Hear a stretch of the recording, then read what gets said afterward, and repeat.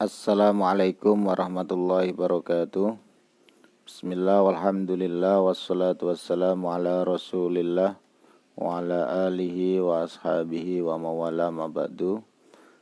Hadratil muhtaramin, teman-teman yang kami muliakan dimanapun berada, mari kita lanjutkan belajar kitab Ta'limul Muta'alim.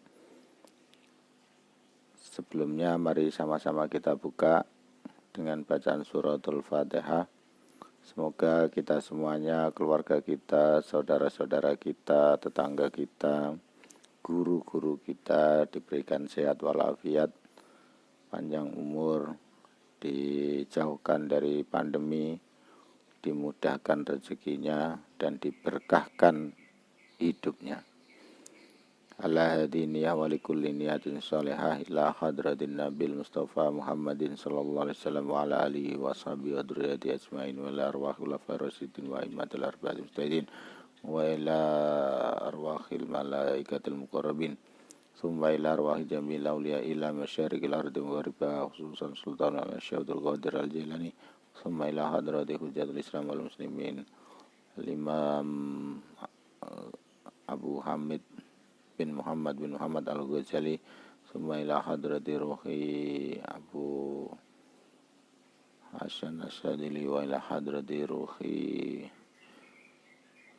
muassis Nahdlatul Ulama usul hadratus Syekh Masyari wa ila hadrati Kiai Ridwan Abdullah wa ila ruhi wa Rasulullah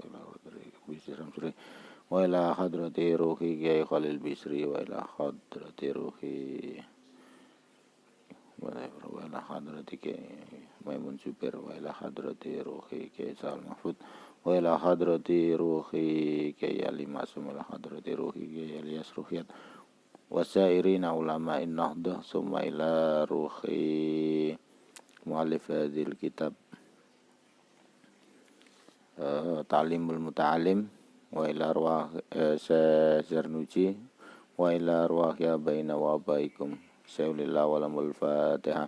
A'udzu billahi minasyaitonir rajim. Bismillahirrahmanirrahim. Alhamdulillahi rabbil alamin arrahmanir rahim maliki yaumiddin iyyaka na'budu wa iyyaka nasta'in ihdinas siratal mustaqim siratal ladzina an'amta 'alaihim ghairil maghdubi 'alaihim waladdallin amin. Bismillahirrahmanirrahim.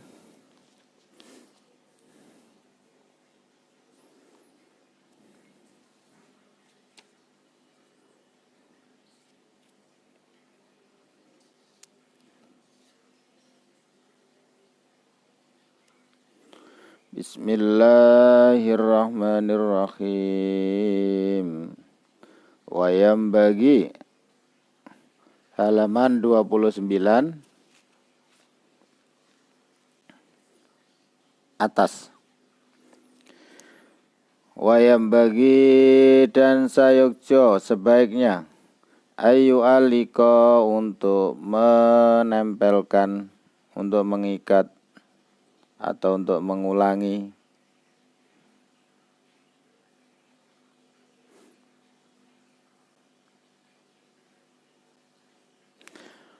wayam bagi ayu aliko, wayam bagi dan sebaiknya ayu aliko untuk menempel atau mengikat as-sabaqo pada pelajaran yang telah lalu ba'dad dabti setelah mampu menguasai, mampu memahami wal i'adati dan sebaiknya tetap diulang, dipelajari ulang kasiron dengan berkali-kali fa innahu maka sesungguhnya i'adah sesungguhnya nafiun jidan itu bermanfaat wala yaktubu dan sebaiknya tidak menulis tergesa-gesa nulis al muta'allimu siapa para murid syai'an pada sesuatu la yafhamuhu yang belum dipahaminya fa innahu yurisul kalalah karena itu akan menyebabkan kesulitan yurisul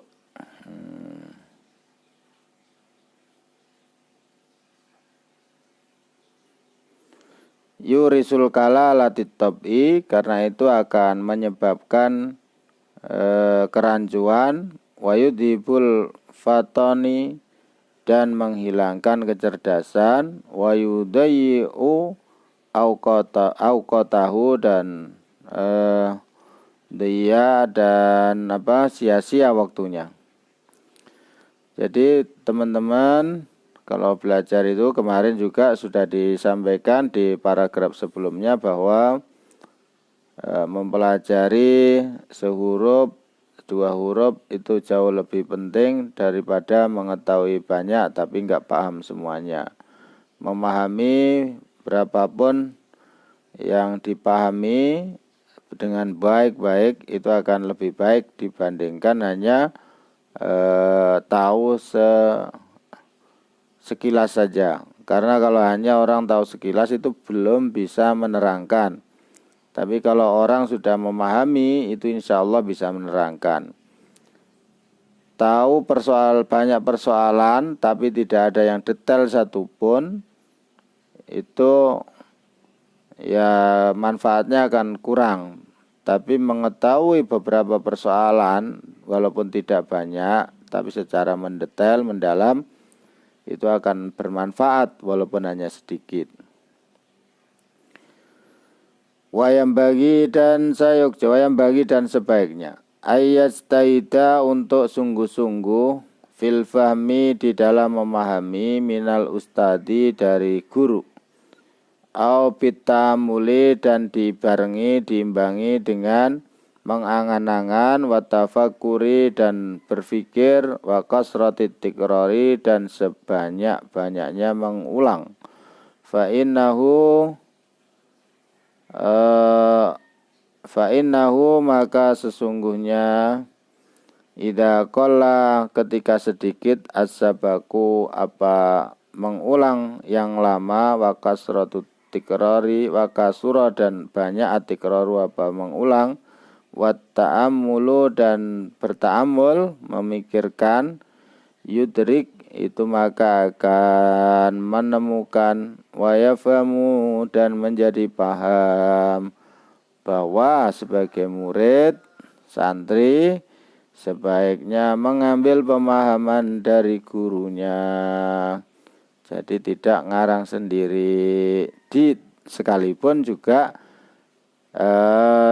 dibarengi dengan pengangan-angan, karena apa yang dipahami oleh guru tempo beliau para ustadz belajar tentu biasanya ada kalau dikaitkan dengan sosial kemasyarakatan yang ada saat itu dan perkembangan saat ini, tentu akan ada sedikit, bisa jadi ada sedikit perbedaan antara yang akan dipahami oleh murid untuk kedepannya. Nah, persoalannya bisa jadi tagnya sama, bisa jadi rujukannya sama, tapi persoalan yang tengah dihadapi itu berbeda.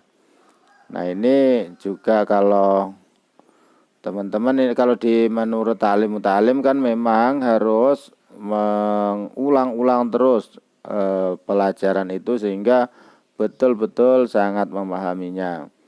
Nah, ini kan pembelajaran yang dulu belum ada hard disk, belum ada yang untuk menyimpan, belum ada file komputer, belum banyak. Nah, tapi walaupun begitu, bahwa mengulang-ulang pemahaman pembelajaran yang disampaikan guru, meskipun hanya 2 atau 3 atau 4 yang dengan sungguh-sungguh dipahami, itu jauh lebih baik daripada mengetahui sekilas banyak persoalan yang pemahamannya tidak begitu mendetail, mendalam. Karena kalau kita tahunya sekilas-sekilas itu bisa bahaya juga kalau diceritakan, dan itu belum bisa kita ajarkan. Tapi kalau tahu 1, 2, 3 persoalan secara baik dan mendalam, maka pemahaman itu akan bermanfaat. Kila dikatakan, hifdzu harfaini, memahami dua huruf, khairun itu lebih baik, min sama'i wikraini, daripada mendengarkan dua keranjang. Dua, iya, apa kalau sekarang ini, atau dua kol lah.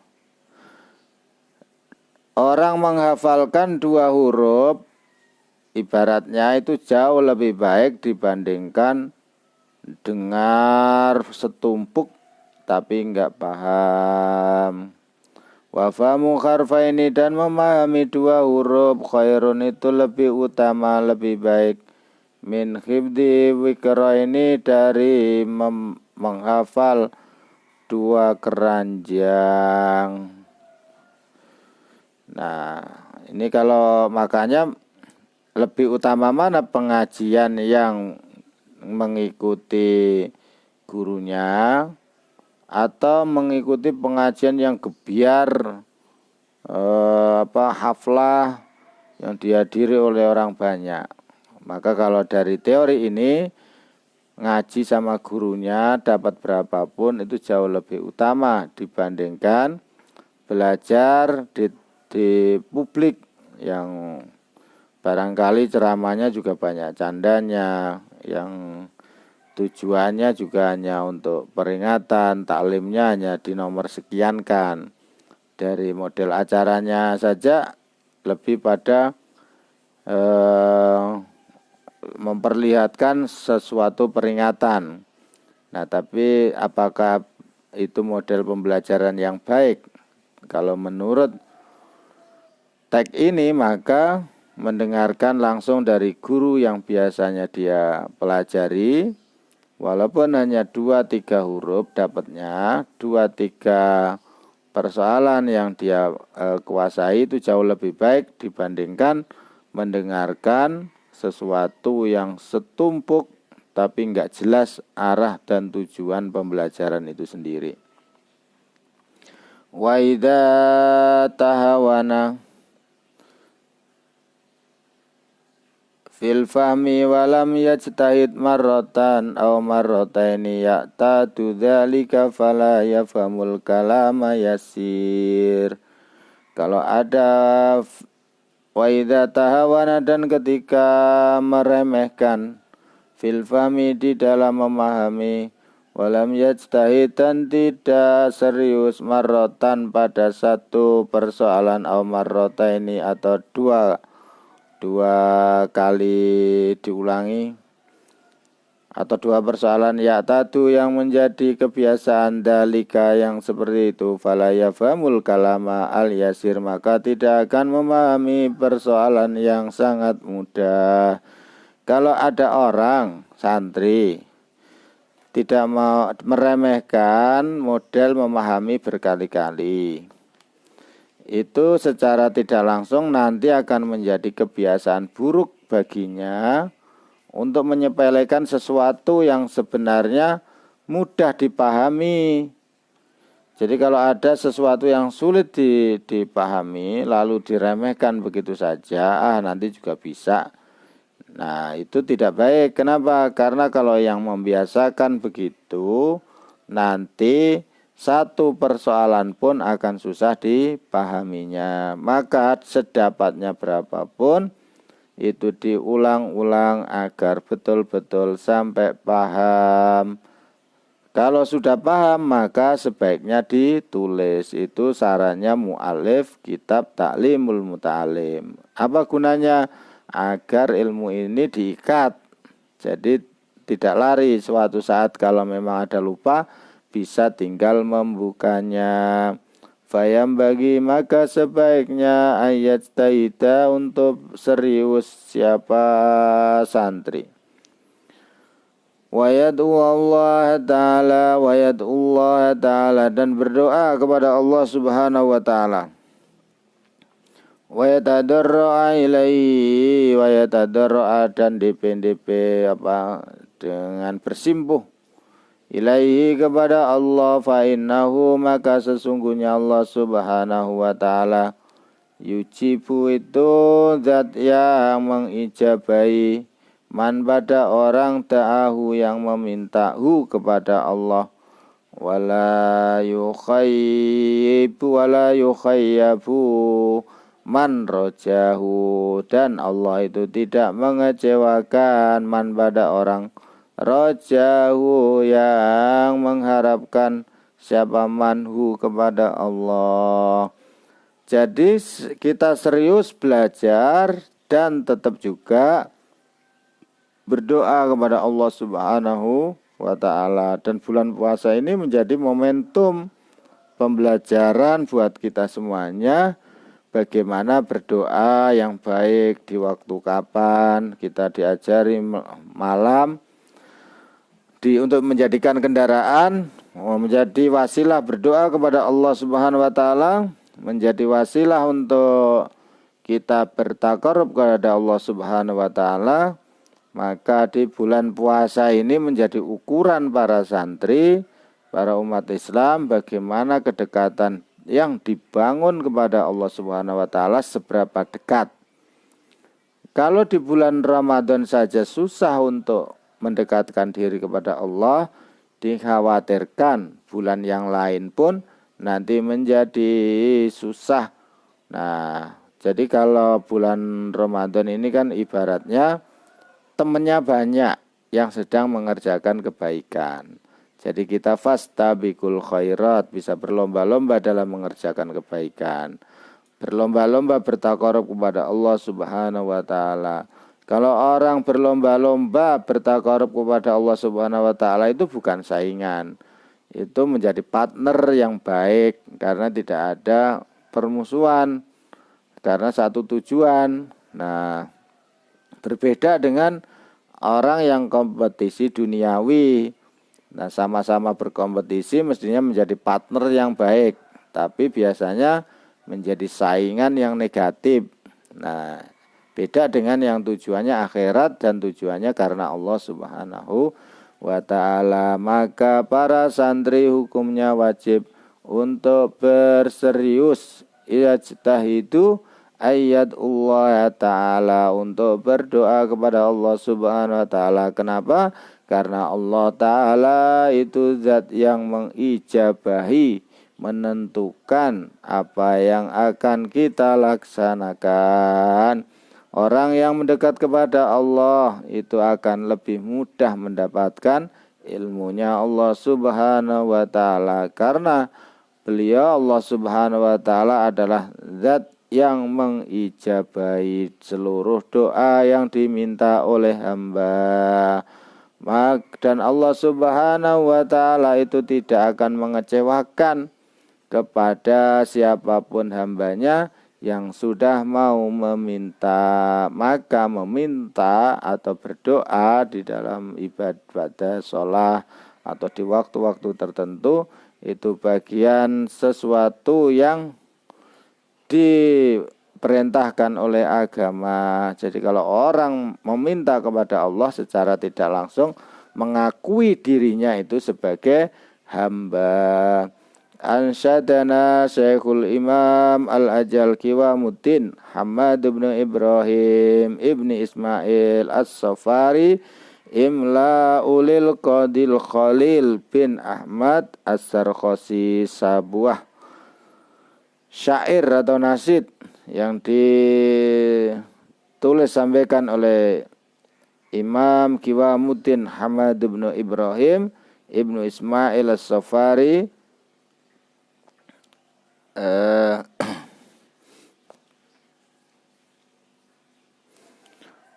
Ukhtumil ilma khidmatal mustafidi wa atim tarsahu bi fi'li hamidi wa idza ma hafidta syai'an a'idhu summa akidhu ghayatat ta'kidi.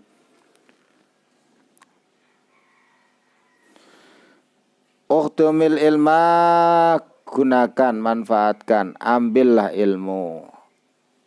Khidmatal mustafidi, untuk berkhidmat sesuatu yang bermanfaat. Jadi carilah atau ambillah ilmu dengan sungguh-sungguh sampai kita ini merasa menikmati mencari ilmu. Jadi khidmatal mustafid wa tim darsahu bi fi'lil hamidi. Jadi kita ini memang sebaiknya mencari ilmu itu menjadi sesuatu yang habit, ya, kebiasaan. Jadi kalau kita sudah tertanam membiasakan mencari ilmu, dan sebaiknya memang dijadikanlah itu sesuatu sebagai sesuatu yang nikmat. Bahwa kita belajar itu ada suatu kenikmatan yang luar biasa. Jadi jangan merasa terpaksa. Kenapa? Orang belajar itu kalau menjadi paham berarti kan mendapatkan cahaya ilmu. Nah, wa ilmu nurun wa nurullah. Jadi ilmu itu bagian dari cahayanya Allah untuk menerangi kita, menerangi orang yang dekat kita, untuk menerangi lingkungan masyarakat. Nah, maka sebaiknya memang kita ini khidmah di dalam ilmu. Kita berkhidmah untuk mengembangkan keilmuan, baik untuk diri sendiri maupun untuk orang lain. Dan jadikanlah belajar ini menjadi sesuatu yang terus continuous kita kerjakan. Jadikan habit kalau kata saya ini. Jadi jadikan kebiasaan, sesuatu yang sudah dibiasakan, merasa setiap hari misalnya sudah terbiasa baca kitab 2 atau 3 halaman, 10 halaman. Nah itu kalau sudah terbiasa, nanti kalau ditinggalkan juga akan merasakan ada yang lupa, oh ini apa ya kira-kira. Karena sudah jadi kebiasaan. Dan orang yang sudah terbiasa khidmat, suka kepada ilmu, tentu saja ibarat orang makan itu sudah mendapatkan kecocokan sesuai dengan pikiran yang membutuhkan wawasan dan pencerdasan. Jika tubuh kita butuh nasi, gizi dan gizi, maka otak kita, pikiran kita, hati kita, juga jiwa kita membutuhkan ilmu yang untuk menjadikan tercukupilah pola pikir, pola hati, menata pikiran, lalu progresif tentang keadaan. Wa idza ma hafita, dan ketika sudah dipahami, sudah hafal syai'an pada sesuatu, aidhu, jangan lupa tetap diulangi. Jadi kalau kita sudah paham jangan lantas. Jadi kalau kita sudah paham jangan lantas dianggap sudah sempurna. Maka untuk menyempurnakan itu penting kiranya untuk selalu mengulang-ulang.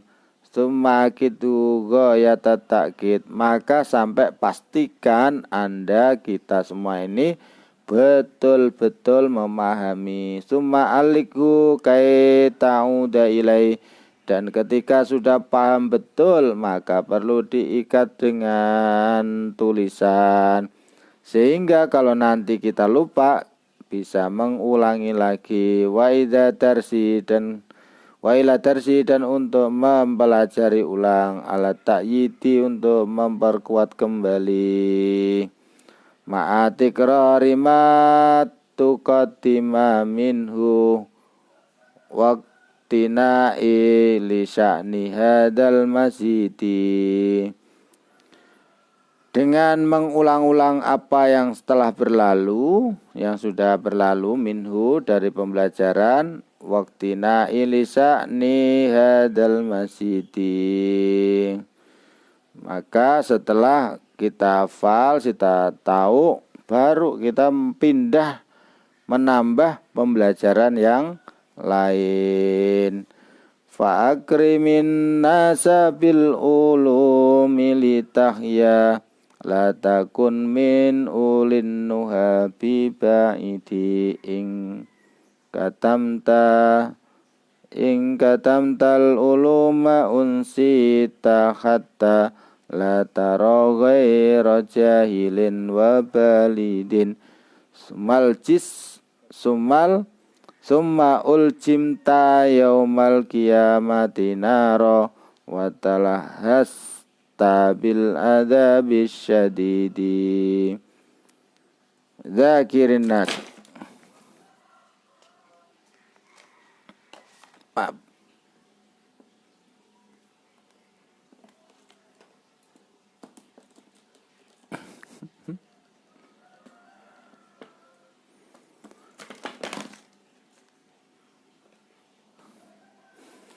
Ya, bahwa kita ini katanya ya.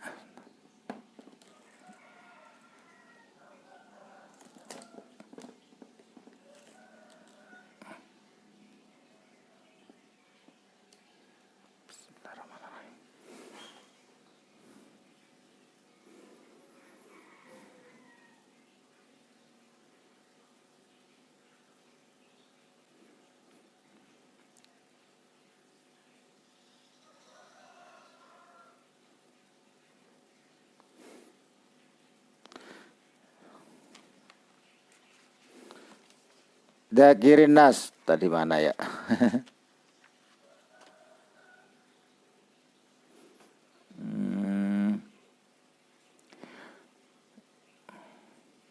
Jadi kita ini memang belajar perlu kita ulang-ulang. Kalau sudah kita memahami dengan baik, lalu ditulis. Dan jangan lupa berdoa, karena sesungguhnya ilmu itu kita dapat dari Allah Subhanahu wa Ta'ala. Nah, jadi kita ini kalau rajin berdoa secara tidak langsung mengakui bahwa kita ini hambanya Allah Subhanahu wa Ta'ala. Jadi tidak boleh kita sombong, tidak boleh kita ini takabur karena mengetahui sesuatu. Nanti kalau sudah cerdas juga tahu bahwa kita punya ilmu, ini adalah atas anugerah dari Allah Subhanahu wa Ta'ala. Dzakirin nas, jadi bil ulumi litahya, amalkan ilmumu kepada orang agar ilmumu itu hidup. Litahya, agar hidup, agar kita ini lebih hidup lah, lebih memahami lagi. La takun min ulin nuha bibaidin, jangan menjauhi orang-orang yang berilmu. Jadi la takun min ulin nuha bibaidin, bibaidin makin jauh, itu enggak boleh. Jadi kita ini harus semakin dekat, semakin dekat kepada orang yang punya ilmu. Kalau kita ini semakin dekat, insya Allah kita semakin memahami apa yang biasa disampaikan oleh guru. Nah, in katamtal uluma unsita hatta unsita. Dan jangan rahasiakan, kalau sudah paham ilmu jangan rahasiakan. Karena kalau kita rahasiakan justru khawatir nanti kita ini menjadi lupa tentang ilmu yang pernah kita pahami. Hatta lataro ghairu jahilin wa balidin. Sampai katanya penyair ini, sampai tidak bisa dibedakan mana yang orang alim, mana yang orang bodoh, mana yang goblok. Jadi kalau kalian nanti setelah kuliah, kalian nanti setelah dari pesantren, kita semuanya ini jangan nggak pernah buka-buka lagi. Jangan ilmu yang kita terima ini kita diamkan tanpa kita ajarkan. Sedikit pun walaupun seberapa sisanya tetap harus ikut berkhidmah di dalam ilmu. Kalau sampai ilmu ini kita diamkan, kalau ilmu ini sampai kita umpetkan, apa umpetkan itu? Kalau sampai ilmu ini tidak kita bagi kepada orang lain, justru khawatir nanti ilmu ini menjadi lupa. Nah, kalau lupa berarti nanti sudah tidak ada bedanya. Di tengah masyarakat jadi nggak ada bedanya mana alumni pesantren, mana alumni kampus, mana yang pernah kuliah, mana yang tidak. Kenapa? Ternyata yang alumni pesantren pun tidak pernah menyampaikan keilmuannya. Yang dari kampus pun tidak pernah menyampaikan apa yang pernah dipahami. Sehingga seorang syair mengatakan la taro ghairu jahilin wa balidin, sampai tidak bisa dibedakan mana yang cerdas dan mana yang bodoh. Summa uljimta yaumal qiyamati naro wa talahasta bil adabi syadida, dan pada hari kiamat nanti kamu akan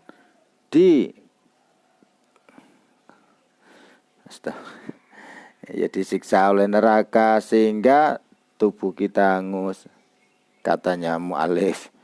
Tapi ya bagaimana loh, kita ini punya ilmu, mestinya kan harus dipertanggungjawabkan, dibagi-bagi. Jadi kitmanul ilmi itu nggak boleh merahasiakan ilmu, itu tidak baik. Ya tentu saja ngasih ilmunya apa ini bertahap kepada orang yang tepat juga. Nah, jadi ilmu nyopet diajarkan pada tukang copet. Wah, ya semakin banyak orang yang kehilangan duit di pasar. Tapi kalau ilmu copet diajarkan untuk melihat cara orang yang akan jahat nyopet, nah itu bisa bermanfaat sehingga akan terkurangi kejahatan itu, kira-kira begitu.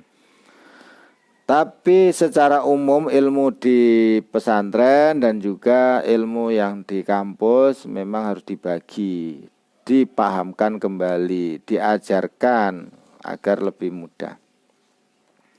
mudah memahami. Jadi dan ilmu itu semakin diajarkan nggak semakin hilang. Tapi kalau semakin disimpan, semakin tidak disampaikan, itu semakin lupa. Nah, disinilah penting mu'alif mengingatkan agar semuanya itu ikut berkhidmah mengajar dalam keilmuan. Makanya kalian bisa, teman-teman bisa melihat itu. Para alumni pesantren itu hampir tidak tanya gajinya berapa untuk mengajar itu. Dia kasih berapapun ya bersyukur. Kenapa? Sudah bisa berkhidmah. Nah, itu keuntungannya pemerintah Indonesia. Jadi banyak guru yang dalam tanda kutip tanpa digaji. Kalau hanya dikasih sabun itu ya bukan gaji lah. Karena gaji itu minimal mencukupi kebutuhan hidup, sewa tempat, sewa kehidupan sehari-harinya tercukupi, transportasinya. Nah, itu pun minimal ya, karena itu kan mirip kayak mesin ya. Jadi dunia itu dipahami UMR ini kalau menurut saya kok kayak manusia dihargai seperti mesin. Mesin itu butuh tempat, butuh minyak, butuh perawatan. Nah, manusia juga dihargai begitu. Tempat, makan, hanya dihargai standarnya itu. Nah, ini mestinya memang ya kedepannya ada pembahasan lah. Apalagi guru yang hampir banyak guru yang tidak digaji. Itu guru yang resmi di sekolah, belum lagi guru di tengah masyarakat. Itu enggak dianggap guru. Guru di tengah masyarakat padahal itu guru sejati. Gurunya guru itu ya yang berani hidup mengajarkan di tengah masyarakat. Para pengurus DKM misalnya, itu guru itu di tengah masyarakat bimbing dan tidak pernah mensematkan diri sebagai guru. Padahal dia hidupnya menjadi teladan bagi umat di tengah masyarakat. Itu secara tidak langsung adalah guru, digugul dan ditiru. Kalau guru yang bisa ditiru berarti guru dia itu. Wala budda li talibil ilmi, dan wajib Litalibil ilmi bagi orang yang mencari ilmu, minal mudzakarati untuk mudzakarah, wal munadzarati dan berbagi pandangan, wal mutorohati dan saling berargumentasi, mengajukan pendapat. Fayam bagi ayakuna bil insafi wat ta'anni wat ta'ammuli wa yataharriza anis syaghabi fa innal munadzarata wal mudzakarata musyawaratun wal musawaratu innama yasulu bit ta'ammuli wat ta'ani wal insafi wala yahsulu dzalika bil ghadabi wasyaghabi. Jadi para santri, para pelajar, para siswa, para siswi harus sering berdiskusi mudzakarah. Karena kalau orang sering bermudzakarah, jadi masalah bersama-sama teman-temannya itu akan semakin hidup dengan menghidupkan keilmuan, saling memberikan pandangan, saling bermusyawarah. Itu artinya akal ini dihidupkan, dijaga. Jadi tidak orang cirinya apa bedanya musyawarah dengan demo? Kalau orang musyawarah itu mengedepankan argumentasi. Kalau argumentasi itu ya ilmuwan. Maka sebaiknya memang kita ini kan negara Indonesia, kalau sila keempat itu kan permusyawaratan, perwakilan. Gak apa-apa permusyawaratan perwakilan, memang jangan-jangan itu sudah diistikharoi oleh ulama-ulama terdahulu bahwa sidang di sana itu ya perlu musyawarah perwakilan, makanya ada DPR, ada MPR. Nah tapi jangan kebenaran voting. Kalau kebenaran voting itu nggak tahu itu votingnya siapa. Jadi kebenaran musyawarah itu bukan kebenaran voting, tapi kebenaran argumentatif. Apalagi kalau sekarang ini kan zamannya terbuka, ada media. Tidak mungkin seseorang itu menyampaikan gagasan jahatnya di depan umum, karena secara natural manusia itu pada dasarnya baik. Berbeda ketika kebenaran itu dirahasiakan. Jadi kebenaran yang sifatnya voting ini mengandung unsur yang kurang pas. Nah makanya sebaiknya itu dikurangi kebenaran voting itu. Tapi kebenaran musyawarah yang argumentatif itu yang bisa dipertanggungjawabkan. Nah orang yang gak mungkin lah di depan orang banyak media lalu DPR akan mengusulkan seseorang, misal mengusulkan kejahatan, karena dia itu dipilih atas dasar kebaikannya, pasti dianggap baik oleh orang yang memilih. Tidak ada orang yang memilih presiden, bupati, DPR itu dipilih karena jahatnya, itu nggak mungkin. Nah maka kalau musyawarah itu terbuka, maka kebenaran akan semakin nyata. Jadi tidak melalui voting. Kalau voting itu jangan-jangan jin setan ikut nyusupin. Nggak tahu ini. Jadi kalau nggak tahu ya bisa terjadi apa saja.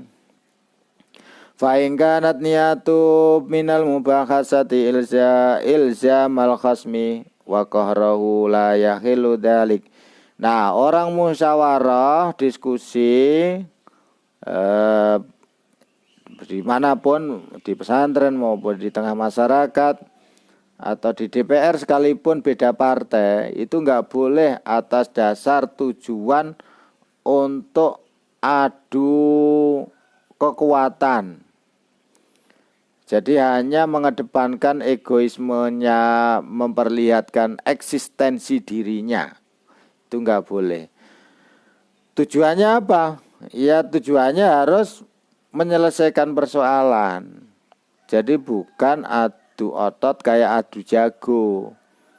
Makanya disitulah penting ada ilmu mantek, Nah, ilmu mantek itu konon dulu dibuat, disusun oleh, kalau nggak salah, Sokrates, Aristoteles itu.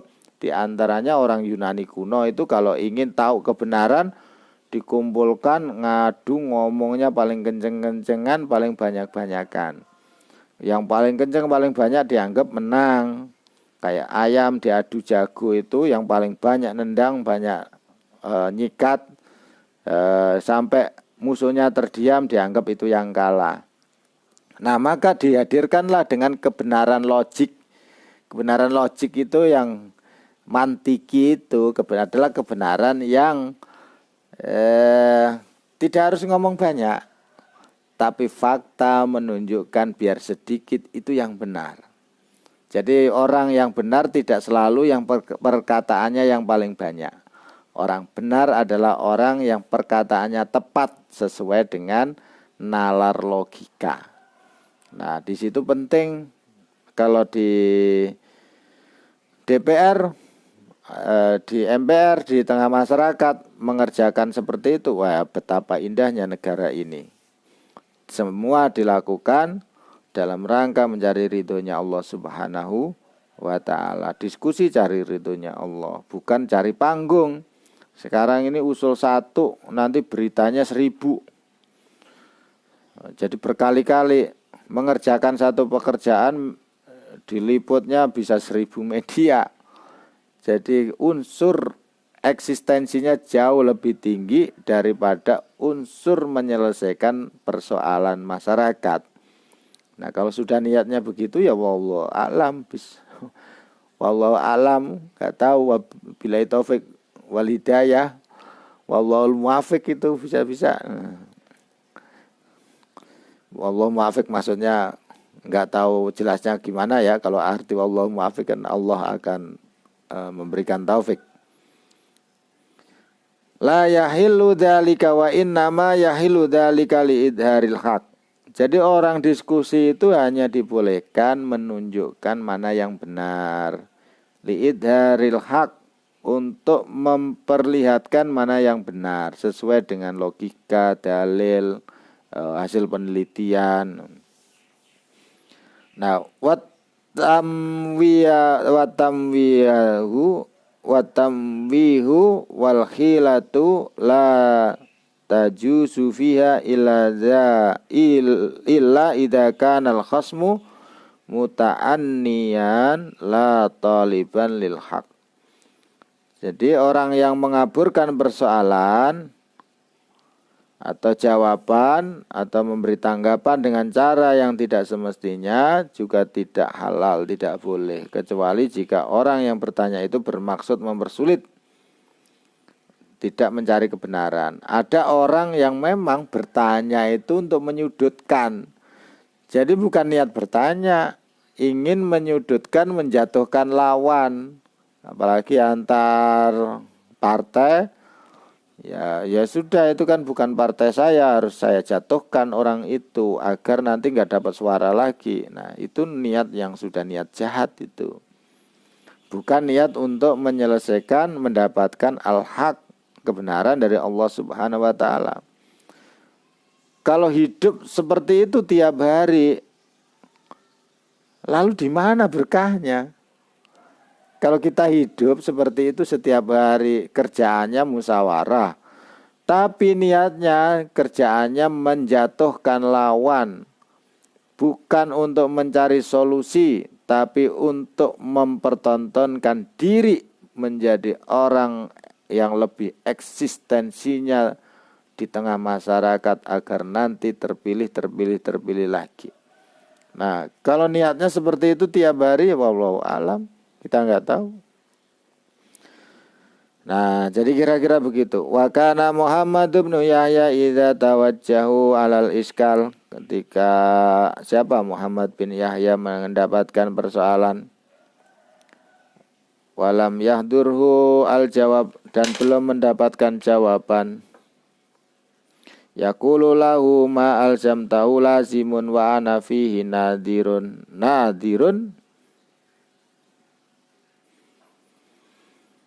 wa fauqa kulli di ilmin alimun. Ini seperti yang dicontohkan tuh sama saya Muhammad bin Yahya. Kalau beliau mendapatkan kesulitan, dia juga sering mencari siapa yang punya pendapat. Saya tunggu. Kenapa? Karena setiap keilmuan setinggi apapun pasti ada orang yang lebih ahli di spesifikasinya. Jadi ini ada dokter, tapi ada lebih yang dokternya dokter khusus. Nah, makanya ya ada dokter nih, ini dokter tapi dokter umum, dia tahu semuanya. Tapi untuk persoalan yang lebih mendetail itu ada dokter khusus. Nah, itu diantaranya dokter gigi, dokter kulit misalnya. Ya, itu khusus, yang khususnya khusus. Berarti ahlinya yang mana? Jadi sepinter apapun kita pinter bicara dalam banyak persoalan, tapi ingat kata Muhammad bin Yahya bahwa segala sesuatu pemahaman keilmuan itu pasti ada yang lebih ahlinya. Kita tidak boleh mentang-mentang kemana-mana disuruh ceramah, lalu ada mobil rusak pun dia yang nyeramai cara bengkelinya, cara betulkannya. Dia kan nggak pernah belajar bengkel, kecuali ustadznya mantan bengkel. Nah, begitu juga karena sudah terbiasa disuruh membetulkan mesin, dia menganggap bisa juga membetulin otak manusia. Sehingga dia datang yang biasanya membetulkan mesin, tapi datang bawa serban untuk ceramah. Nah, ceramah ini jauh lebih mudah ini daripada menjadi montir, menjadi bengkel, kerja bengkel. Kenapa? Kalau kerja bengkel itu kena kotoran, sementara kalau ceramahnya pakai serban bersih, nah dianggap itu menjadi pekerjaan. Nah itu bahaya lagi. Kalau menyampaikan agama dianggap sebagai pekerjaan, nanti bisa ditaripin semuanya. Kalau ditaripin ya lebih bahaya lagi, karena sesungguhnya kalau kita melihat ayat tentang larangan menjual ayat, wala tastaru bi ayatin samanan qalila, jangan pernah menjual ayat kalamullah ini dengan harga murah. Itu artinya bukan khitab, bukan perkataan yang ditujukan kepada penjual kitab Quran. Ya kalau di kitabnya untuk penjual kitab Quran, nanti nggak ada yang jualan Quran, susah kita mendapatkan Qurannya. Bukan untuk penerbit. Mereka jualan Quran nggak apa-apa. Kenapa? Karena itu untuk memfasilitasi orang mendapatkan Quran. Yang dimaksud wala tastaru bi ayatin samanan qalila siapa? Yaitu orang yang suka jualan agama, jualan ayat, jualan kepentingan, sedikit-sedikit mengatasnamakan agama, dikit-dikit mengatasnamakan ayat Quran, tapi sesungguhnya hatinya tahu kalau omongannya itu untuk kepentingan dirinya sendiri. Na'udzubillah min dalik. Kita harus menata hati dari sekarang, dari sejak dini itu harus kita jaga. Fa wa faidatul mutarahati wal munadarati aqwa min faidil mujarradati wa tikrari li anna fi tikrar wa ziyadatun.